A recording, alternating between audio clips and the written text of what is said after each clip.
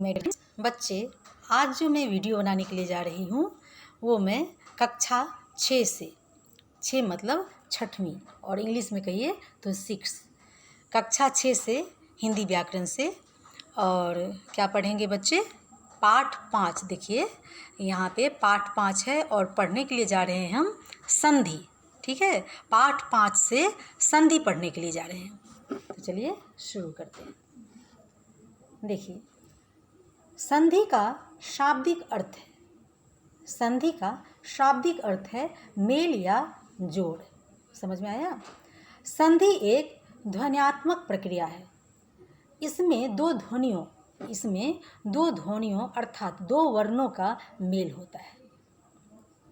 इसमें दो ध्वनियों अर्थात दो वर्णों का मेल होता है। जब दो ध्वनियाँ निकट होने पर आपस में मिल जाती है तो एक नए शब्द का निर्माण होता है। जैसे देखिए नीचे में कुछ उदाहरण भी दिए गए हैं। अब देखिए यहाँ पे देखिए एक विद्यार्थी का चित्र बना हुआ है और बच्चे यहाँ देखिए हिमालय का चित्र बना हुआ है। यहाँ देखिए हिमालय का चित्र बना हुआ है। अब देखिए यहाँ पे विद्यार्थी है और इसी विद्यार्थी को अलग अलग किया गया है। देखिए यहाँ पे विद्या प्लस अर्थी, विद्या प्लस अर्थी क्या हो गया? विद्यार्थी। अब यहाँ पे हिमालय दिया गया है तो यही हिमालय को अलग अलग भागों में बांटा गया है। अब देखिए यहाँ पे हीन कर दिया गया है और हीन प्लस आलय, मतलब दोनों के अलग अलग टुकड़े किए गए हैं। हीम प्लस आलय, तो हीम प्लस आलय क्या हो जाएगा? हिमालय। ठीक है, तो उसी प्रकार से विद्यार्थी, विद्या प्लस अर्थी क्या हो जाएगा? विद्यार्थी। ये सारी चीज़ें हमेशा अक्सर परीक्षा में आती है और बहुत अलग अलग प्रकार के शब्द आएंगे। ज़रूरी नहीं है कि इसमें हिमालय दिया गया है तो हिमालय ही आएगा, इसमें विद्यार्थी कुछ अलग शब्द भी आ सकते हैं। तो ठीक है, देखिए दो निकटवर्ती वर्णों के परस्पर मेल से जो विकार ब्रैकेट में परिवर्तन दिया गया है, मतलब विकार को ही परिवर्तन बताया जाता है, बोला जाता है। दो निकटवर्ती वर्णों के परस्पर मेल से जो विकार ब्रैकेट परिवर्तन उत्पन्न होता है उसे हम संधि कहते हैं। समझ में आया? अब देखिए संधि विच्छेद। संधि किसे कहते हैं ये जानना बहुत ही जरूरी है और अच्छी तरीके से जान लीजिए।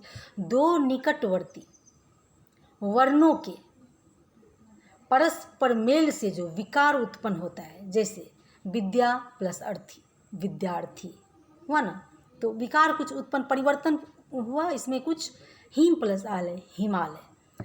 तो उत्पन्न जो होता है, परिवर्तन जो उत्पन्न होता है उसे ही हम संधि कहते हैं। अब देखिए संधि विच्छेद, संधि अलग है और संधि विच्छेद अलग है। संधि तो ये हो गया, फिर से आप सुन लीजिए, फिर से मैं आपको बता रही हूँ। दो निकटवर्ती वर्णों के परस्पर मेल से जो विकार उत्पन्न होता है उसे ही संधि कहा जाता है। ठीक है, संधि विच्छेद देखिए, विच्छेद का अर्थ ही होता है अलग करना। विच्छेद मतलब अलग करना। अलग करना आप जैसे समझ लीजिए विद्या प्लस अर्थी, अलग अलग हुआ ना, पहले विद्या प्लस अर्थी, फिर हीम प्लस आलय, अलग अलग किया गया। तो इसी प्रकार से विच्छेद का अर्थ होता है अलग करना। जब किसी संधिस्थ शब्द को अलग अलग किया जाता है उसे ही हम संधि विच्छेद कहते हैं। ठीक है, अब देखिए जैसे नीचे में बहुत सारे उदाहरण दिए गए हैं, दिखाती हूँ। अब देखिए जैसे यहाँ पे शब्द दिए गए हैं और यहाँ पे संधि विच्छेद दिया गया है, फिर यहाँ पे शब्द है और यहाँ पे संधि विच्छेद है। ठीक है, परीक्षा में आपको बहुत अलग अलग वैरायटी में अलग अलग तरह के शब्द देंगे, उसके आपको कहा जाएगा कि पर्यायवाची बनाइए, संधि विच्छेद कीजिए। ठीक है, अभी जैसे शब्द के नीचे है महेंद्र, देखिए यहाँ पे है महेंद्र, यहाँ पे है महर्षि, फिर यहाँ पे है स्वागत और फिर यहाँ पे है छात्रावास। तो यहाँ पे देखिए महेंद्र का क्या बनाया गया है? महा प्लस इंद्र, क्या हो जाएगा? महेंद्र। फिर महर्षि का क्या दिया गया है? महा प्लस ऋषि, क्या हो जाएगा, महिषी। इसी प्रकार से स्वागत का भी यहाँ पे दिया गया है सु प्लस आगत। छात्रावास का दिया गया है छात्र प्लस आवास। ठीक है, संधि के बारे में तो आप जान गए। अब ये संधि के कितने भेद होते हैं? ठीक है, संधि के 3 भेद होते हैं। संधि के कितने भेद होते हैं बच्चे? संधि के 3 भेद होते हैं। अब देखिए, पहला है, यहाँ पे अच्छी तरीके से दिया गया है संधि के भेद: स्वर संधि, व्यंजन संधि और विसर्ग संधि। क्या क्या आया बच्चे? स्वर संधि, व्यंजन संधि और विसर्ग संधि। अब चलिए आगे चलते हैं। स्वर संधि देखिए, जब 2 स्वर आपस में मिलकर विकार उत्पन्न करते हैं तब उसे स्वर संधि कहते हैं। जब 2 स्वर आपस में मिलकर विकार उत्पन्न करते हैं उसे स्वर संधि कहते हैं। जैसे देव प्लस आलय, देवालय। ठीक हो गया? ठीक है, देव प्लस आलय, देवालय। देखिए, स्वर संधि के भी यहाँ पे भेद दिए गए हैं। मतलब कि स्वर संधि के बारे में तो परिभाषा आप देख लिए, अब स्वर संधि के भी यहाँ पे भेद दिए गए हैं। स्वर संधि के 5 भेद होते हैं। क में दीर्घ संधि, ख में गुण संधि, ग में वृद्धि संधि और घ में यन संधि और रा में दिया है आयादि संधि। ये भी पढ़ लीजिए। दीर्घ संधि जब 2 स्वरों, मतलब फिर ब्रैकेट हस्व या दीर्घ स्वर में उसी स्वर का हस्व या दीर्घ स्वर आए तो दोनों मिलकर दीर्घ हो जाते हैं। जैसे अब देखिए, अ प्लस आ हो जाएगा। ठीक है, पहले पढ़े थे ना हम हस्व स्वर और दीर्घ स्वर। हस्व स्वर में थोड़ा कम टाइम लगता है और दीर्घ स्वर में उससे थोड़ा सा ज़्यादा टाइम लगता है। जैसे अ में थोड़ा कम लगा तो उसे हम हस्व कहते हैं, और फिर उससे भी थोड़ा ज़्यादा हुआ आ तो हो गया दीर्घ स्वर। ये हम पहले शायद पढ़े थे। तो अ प्लस आ। इसी प्रकार से इधर भी बहुत सारे उदाहरण दिए गए हैं। जैसे धर्म प्लस अर्थ, धर्मार्थ। ठीक है, बहुत सारे उदाहरण दिए गए हैं। देखिए, इतने सारे उदाहरण हैं, ये आप पढ़ लीजिएगा। अभी देखिए, थोड़ा और नीचे चलते हैं। बहुत सारे हैं, जैसे सीमा प्लस अंत, सीमांत, यथा प्लस अर्थ, यथार्थ, महा प्लस आत्मा, महात्मा। ठीक है, ये किसके उदाहरण हुए? ये दीर्घ स्वर के उदाहरण हुए। अब है, अभी बच्चे हम पढ़े दीर्घ संधि। अब आएगा गुण संधि। अब देखिए, गुण संधि जब आ कॉमा आ के बाद छोटी ई बड़ी ई हो तो दोनों के मेल से ए हो जाता है, तथा आ या आ के बाद छोटी ऊ और बड़ी ऊ हो तो दोनों के मेल से ओ हो जाता है, तथा आ या आ के बाद री आए तो दोनों के में से अड़ हो जाता है। जैसे देखिए, आ प्लस ई। देखिए यहाँ पे कितने अच्छी तरीके से दिखाया गया है। आ प्लस ई, ये छोटी ई है, अ प्लस छोटी ई ए हो जाएगा। ठीक है, फिर अ प्लस बड़ी ई ए हो जाएगा। यहाँ पे बताया ना, पहले ही बता दिया। देखिए, गुण संधि जब आ कॉमा आ के बाद छोटी ई या बड़ी ई हो तो दोनों के मेल से ए हो जाता है। जब आपके पास आ रहा है, फिर छोटी ई आए या बड़ी ई आए तो फिर भी दोनों के मेल से ए हो जाएगा। ठीक है, इसी प्रकार से यहाँ पे बहुत सारे उदाहरण हैं। इधर हैं बहुत सारे उदाहरण जो कि आपको पढ़ना पड़ेगा। जब तक आप पढ़ेंगे नहीं, जैसे पर प्लस उपकार, परोपकार, नव प्लस उड़ा, नवोड़ा, नव प्लस उड़ा, नवोढ़ा। ऐसे बहुत सारे उदाहरण हैं। नर प्लस इंद्र, नरेंद्र, बहुत सारे हैं। तो इसे आपको थोड़ा पढ़ना पड़ेगा। अब चलिए, अब चलते हैं वृद्धि संधि पे। ठीक है, अब देखिए, वृद्धि ग में है वृद्धि संधि। जब आ कमा आ के बाद छोटी ई, छोटे ये ए और ए हो तो दोनों के मेल से ए हो जाता है। अ या आ के बाद ओ कमा औ आए तो औ हो जाता है, औ हो जाता है। जैसे देखिए, अ प्लस ए, अ प्लस ए क्या कहलाएगा बच्चे? ए। अ प्लस ए, ठीक है। फिर एक प्लस एक, एक। फिर मत प्लस एक, मतेक।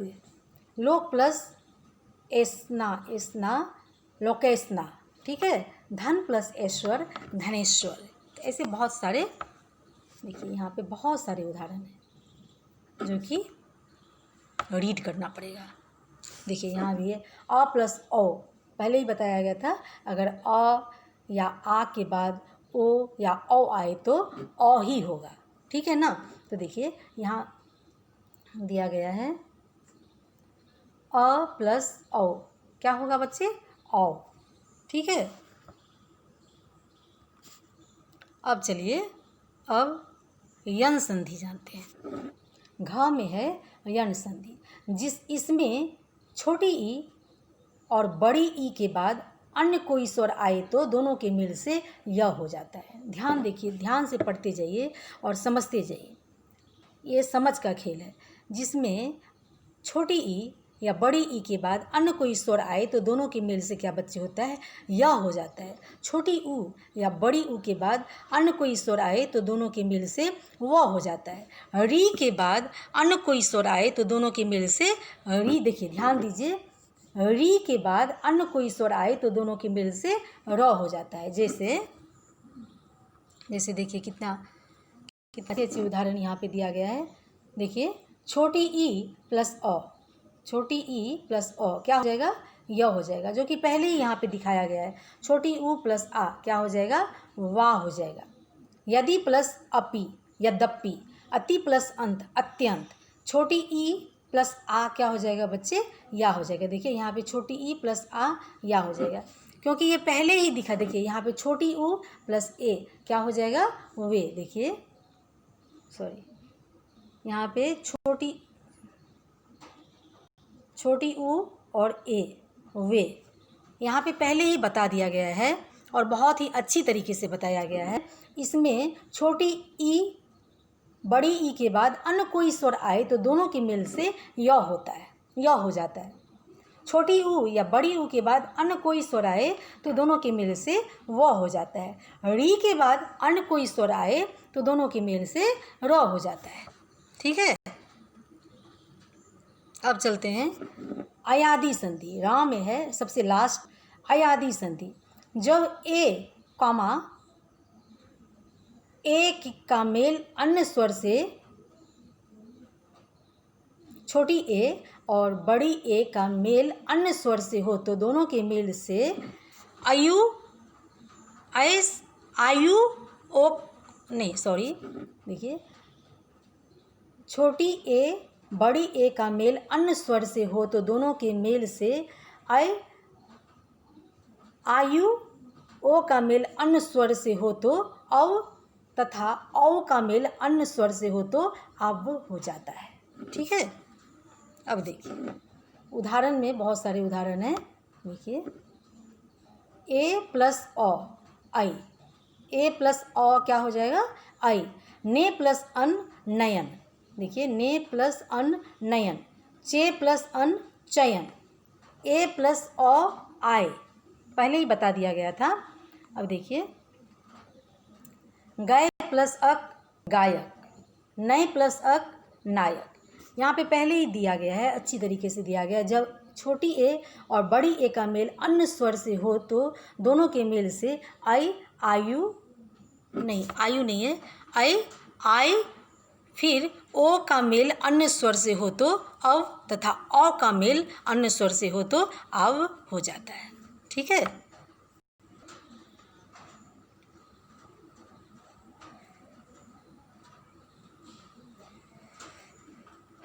अब देखिए यहाँ भी बहुत सारे उदाहरण हैं।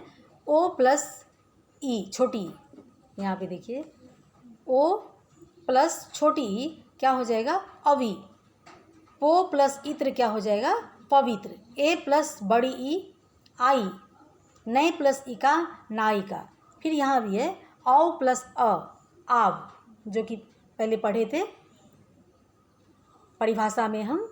और फिर प प्लस अक, पावक, ठीक है। औ प्लस अ, अव, परिभाषा में पहले हम जब आप परिभाषा अच्छी तरीके से समझ लेंगे कि वो परिभाषा में क्या बता रहा है, तो आपको उदाहरण बहुत ही आसान तरीके से आप समझते जाएंगे, क्योंकि परिभाषा में सब कुछ अच्छी तरीके से बता दिया गया है। देखिए यहाँ पे आई ओ का मेल अन्य स्वर से हो तो अव तथा औ का मेल अन्य स्वर से हो तो अब हो जाता है। ठीक है, तो संधि के बारे में बच्चे आप जान गए। अब देखिए, अभी है व्यंजन संधि। व्यंजन संधि किसे कहते हैं? व्यंजनों का व्यंजन अथवा स्वर के मेल होने पर जो विकार उत्पन्न होता है वह व्यंजन संधि कहलाता है। फिर से सुनिए, व्यंजनों का व्यंजन अथवा स्वर के मेल होने पर जो विकार उत्पन्न होता है उसे ही हम व्यंजन संधि कहते हैं। जैसे दिक् प्लस गज दिग्गज, ठीक है, उत प्लस ज्वल उज्ज्वल, तो दोनों का इसमें हुआ ना, व्यंजन और स्वर दोनों का हुआ। सत प्लस मार्ग सतमार्ग, ठीक है। अब देखिए, ये तो व्यंजन संधि हो गया। और विसर्ग संधि, विसर्ग के साथ स्वर या व्यंजन का मेल होने से जो विकार उत्पन्न होता है वह विसर्ग संधि कहलाता है। जैसे दु प्लस बल दुर्बल, नमः प्लस ते नमस्ते, मना प्लस रंजन मनोरंजन, निह प्लस रोग निरोग। देखिए, विसर्ग के साथ स्वर या व्यंजन का मेल होने से जो विकार उत्पन्न होता है उसे ही विसर्ग संधि कहते हैं। मतलब बहुत सभी प्रकार के जो इसमें जो संधि है वो सभी प्रकार के संधि के बारे में दिखाया गया है, बताया गया है। व्यंजन संधि, विसर्ग संधि, तो विसर्ग संधि भी आप जान गए। आयादी संधि, यन संधि, वृद्धि संधि, फिर गुण संधि, दीर्घ संधि, स्वर संधि। ये स्वर संधि के प्रकार थे ये सब। दीर्घ संधि, गुण संधि, 5 प्रकार होते, 5 भेद होते हैं। ठीक है, तो बच्चे आप संधि के बारे में आज जान गए हैं, समझ लिए संधि। फिर से एक बार देख लीजिए, जाते जाते मैं आपको बता दे रही हूँ। संधि, सबसे पहले ये जानना जरूरी है कि संधि क्या है, संधि किसे कहते हैं। ठीक है, पूरी कहानी पढ़ने से पहले संधि जानना बहुत ही अनिवार्य है। संधि का शाब्दिक अर्थ है, मैं फिर बता देती हूँ, दोहरा देती हूँ इस चीज़ को। पहले तो मैं बता ही दी थी। संधि का शाब्दिक अर्थ है मेल। संधि का शाब्दिक अर्थ है मेल या जोड़। संधि का ध्वन्यात्मक प्रक्रिया, संधि एक ध्वन्यात्मक प्रक्रिया है। इसमें 2 ध्वनियों अर्थात 2 वर्णों का मेल होता है। जब 2 ध्वनियाँ निकट होने पर आपस में मिल जाती है तो एक नए शब्द का निर्माण होता है। बस इतना ही जानना है। संधि का शाब्दिक अर्थ है मेल या जोड़। जोड़ को भी मेल ही कहते हैं और मेल को भी जोड़ ही कहते हैं। ठीक है, और संधि विच्छेद, विच्छेद मतलब अलग, विच्छेद को अलग बोलते हैं, अलग करना। किसी शब्द को जब हम अलग करके उसको जोड़ेंगे तो उसी को हम संधि विच्छेद कहते हैं। ठीक है, धन्यवाद। और इसके प्रश्न उत्तर आप हल करने की कोशिश करेंगे, और नहीं तो फिर हम तो भेजते ही हैं। और कहीं भी आपको दिक्कत लगे, कठिनाई लगे तो आप फ़ोन करके, कॉल करके पूछ सकते हैं। ठीक है।